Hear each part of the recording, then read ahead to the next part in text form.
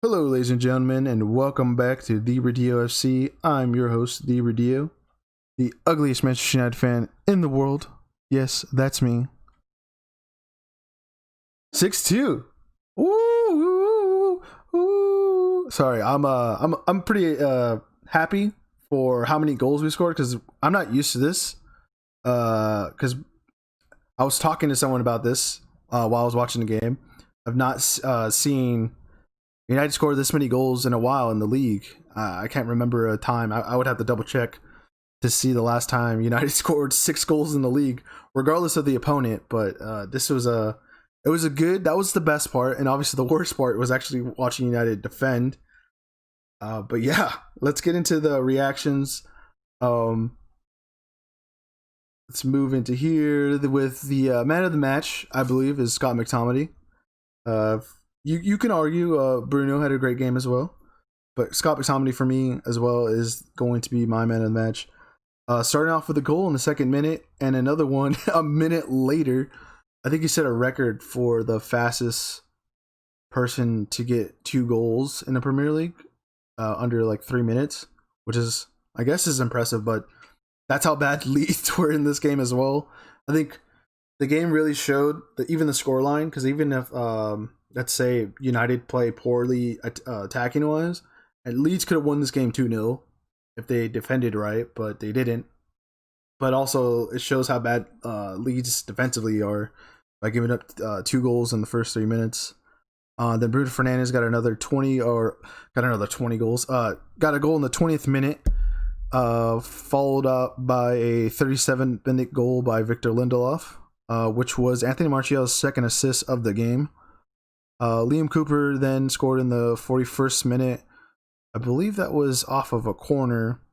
We are pretty bad at set pieces and corners defensively. Daniel James got a yellow card in this game as well later on for a diving call that kind of wasn't a dive. I'm not going to say it was a dive. I don't think he should have got the card for it for sure. Possibly should have been VR checked, but we'll just leave it there.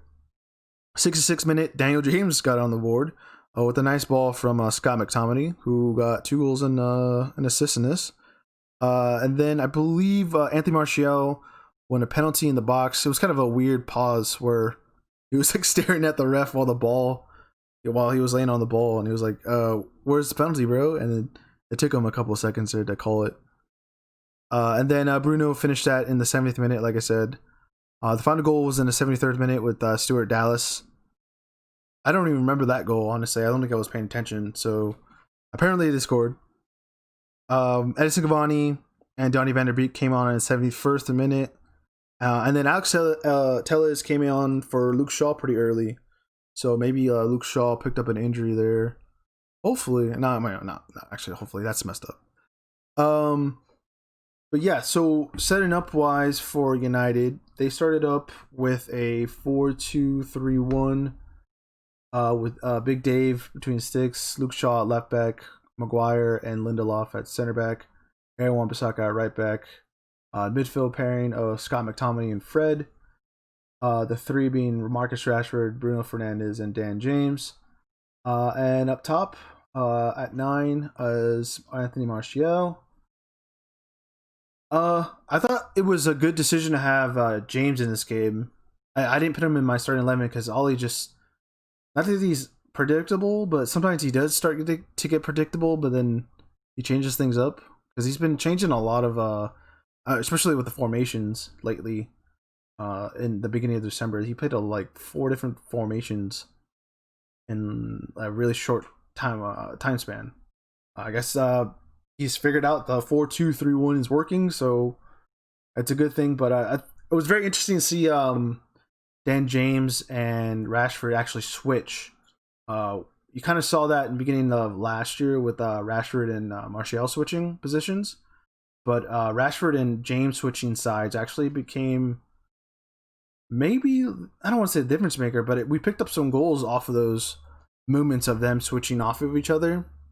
It's very beneficial for us because obviously when you're switching up players like that, defenders are tracking wise, they get a little off, and I think that helped us out a lot and exposed Leeds United. Maybe Ollie saw something in the film where Leeds were getting pulled off of guys, and he saw maybe a difference in other teams trying this tactic against them, and it probably has been working because they haven't been too good in the leagues lately. And then we had a nice formation of I think we might see this going forward too. Is Cavani going up top with Martial on the left, and then maybe Rashford on the right. I think that maybe in big games what might be a go-to for Ollie in attacking sides, because I think even if you have like Mason Greenwood on the bench, I think him coming off the bench is actually pretty good as well, because he is finishing is it's some ridiculous finishing. It's borderline like world class finishing. He just needs the goals to just prove it. And I think another big difference maker going back to I mean Scott McTominay, obviously he's got the 2 goals and an assist. But somebody I thought like who had a great game and he's really picked up the team in its form is Bruno Fernandes. I know I want him to be, fresh and, healthy, but like Ollie like kind of overworking him lately is kind of been showing. But I think it's also good that there's some games where he's actually not really involved. He's kind of in the background, but still kind of pulling strings. Not like maybe getting the goals or the assists like we kind of saw at Sheffield. But yeah, I hope he doesn't like get burnt out, because I think he needs rest soon. Him and Rashford, honestly, we're kind of overplaying him a bit. So hopefully he doesn't pick up any injuries. He stays healthy and maybe give Donnie some minutes. I know he got subbed on obviously at the 71st minute, but it's a little alarming. Hopefully we can figure that out. And hopefully with the way we're setting up, we can figure out the right side, because Dan James looked pretty good over there, but I think we might use him against sides that are attacking, and hopefully Ollie can put some confidence in him, because he did get the goal today. Now looking finally at the table, which is looking pretty good, honestly. We are now in 3rd, which is kind of insane. I don't want to be mean or pessimistic about it, but it's like very, very good that we are in the spot that we're in. We are now. Wait, is this not refreshed yet? Did the results not come in to change this? Let's see. Here we go. Okay, now it's finally live. Okay, there we go. I gotta switch it over here. Manchester United in 3rd with 26 points, right behind the Leicester City, who got 3 against Tottenham. They're in 2nd with 27, and then Liverpool obviously up top with 31. They definitely spread. They got a 7-point spread on the goal difference this past weekend, or this past weekend against Palace. And the Aston Villa and West Brom game is going on, and it looks like Aston Villa has scored, so they have moved up to 9th.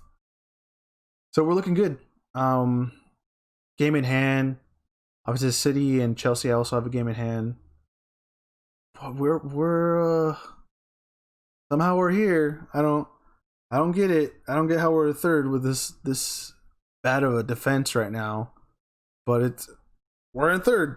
So I guess we got to be happy about it. I don't want to be seeming like I'm ungrateful right now, but at least I'm not an Arsenal fan. But still, this is this makes sense. I don't know. I don't know what to say. That's it. We got Everton midweek in the Carabao Cup next. Leicester City away. They're looking good. It's gonna be actually a big game for that weekend. We got Wolves midweek next week. No, the week after, I believe. Yes.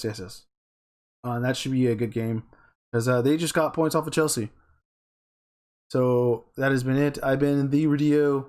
Thank you guys for watching. I've been the ugliest Manchester United fan in the world, and I'm on theeradillo FC, the channel. And yeah, that's been it. Let us know what you guys thought of the game as well. And that has been it. Cheers.